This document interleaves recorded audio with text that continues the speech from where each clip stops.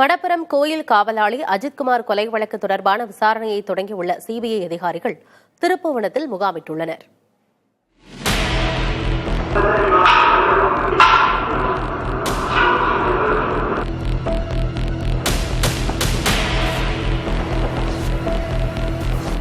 திருப்புவனம் அருகே உள்ள மடப்புரம் கோவில் காவலாளியான அஜித்குமார் என்பவர் கடந்த மாதம் 28ஆம் தேதி நகை மாயமான புகாரில் காவல் விசாரணைக்கு அழைத்துச் செல்லப்பட்ட நிலையில் தனிப்படை காவலர்கள் தாக்கியதில் உயிரிழந்தார். இது தொடர்பாக திருப்புவனம் காவல்துறையினர் கொலை வழக்கு பதிவு செய்து தனிப்படையைச் சேர்ந்த 5 காவலர்களை கைது செய்தனர்.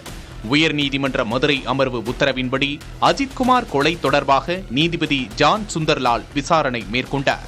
இதனிடையே இவ்வழக்கை தமிழக அரசு சிபிஐ வசம் ஒப்படைத்தது.